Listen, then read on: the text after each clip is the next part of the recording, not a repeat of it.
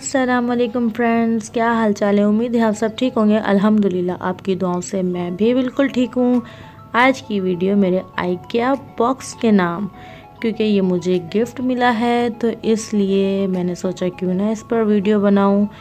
क्योंकि हर इंसान की चीज़ ख़रीदने के टाइम पर कोई ना कोई स्टोरी होती है, अगर किसी की हो या ना हो, लेकिन मेरी तो ज़रूर होती है। इसलिए मेरी कोशिश होती है कि वो स्टोरी मैं आप लोगों के साथ शेयर करूं। अच्छा, इसकी स्टोरी कुछ ये है कि मैं ना एक मैम के यहाँ काम करती थी। वहाँ पर मैंने देखे ये बॉक्स, तो मुझे काफ़ी टाइम से पसंद थे। मेरे दिल में ख्वाहिश थी कि मैं इनको ख़रीदूँगी, तो लेकिन मैं नहीं ख़रीद पाई। मेरे पास गुंजाइश नहीं थी तो मैं इनको नहीं ख़रीद पाई। और मेरे पास फ्रिज भी नहीं थी कि अगर मैं इनको ख़रीद भी लेती तो ये मेरे किसी काम के नहीं थे। तो अल्लाह ने चाहा और मेरे पास फुर्सत हुई तो मैं फ़्रिज ख़रीद कर ले आई। तो मेरे दिल में ख्वाहिश हुई कि मैंने बोला कि मुझे ये बॉक्स ख़रीदने चाहिए, क्योंकि ये अलग अलग साइज़ के हैं और इसमें काफ़ी अलग अलग तरह की चीज़ें आ सकती हैं। सब्ज़ियाँ हैं, आटा है, कुछ छोटी मोटी चटनी है, कुछ बच गया सालन वो रख लिया। तो इसलिए उस हिसाब से ये मुझे बहुत पसंद है। तो फिर एक दिन ना मैं आइकिया की शॉप पर गई। ये बड़े मॉल में मिलते होंगे तो मुझे उसका आइडिया नहीं है। वैसे नॉर्मल ये छोटी मोटी मतलब लोकल शॉप पे ये नहीं मिलते। छोटी मार्केटों में इस तरह से ये वहाँ पे नहीं मिलते, क्योंकि मुझे किसी ने बताया था कि ये यहाँ पर नहीं होते, ये बाहर मुल्क में ना ये आसानी से मिल जाते हैं। तो अच्छा, एक दिन मैं आइकिया की शॉप पर गई तो मैंने वहाँ पे पूछा, मैंने कहा भैया ज़रा इसकी मुझे कीमत बताना, इसकी कीमत कितनी है। तो वहाँ पर उन्होंने जो मुझे इसकी कीमत बताई, मैं तो सुन के बिल्कुल ही हैरान हो गई। तो मैं नहीं ख़रीद पाई, मेरे पास इतनी गुंजाइश नहीं थी। कम से कम भी ये 5-6 हज़ार से कम उन्होंने नहीं बताया था उस टाइम।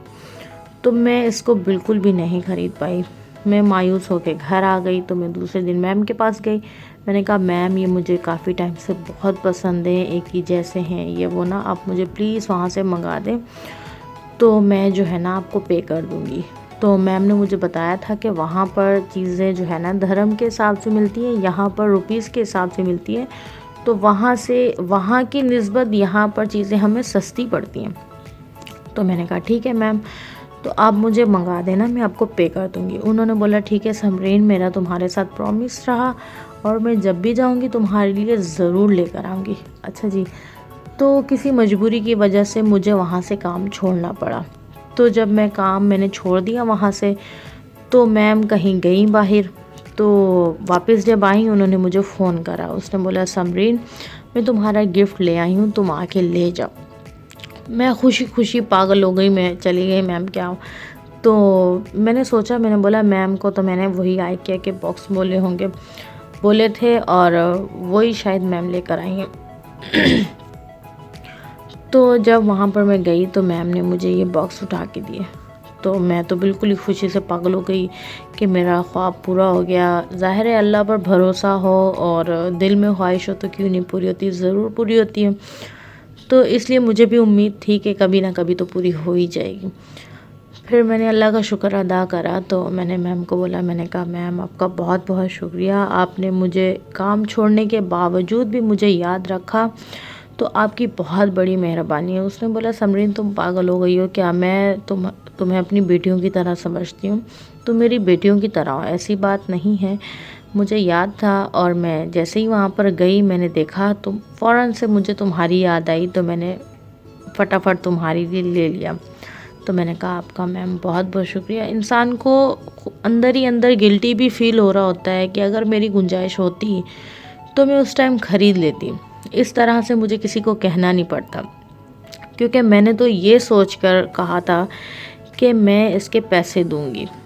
तो किसी मजबूरी की वजह से मुझे पैसे नहीं देने पड़े और इंसान को ख़ुद पर शर्मिंदगी भी होती है, क्योंकि एक चीज़ इंसान ख़रीदता है ना किसी को पैसे देकर, तो उस चीज़ का इंसान को फ़ख्र होता है कि ये हमने ख़रीदी है। अगर कोई चीज़ हमें गिफ्ट दे रहा होता है वो एक अलग बात होती है। अगर कोई बड़े लोग गरीब लोगों को कुछ देते हैं तो उसमें ज़ाहिर इंसान को बुरा लगता है।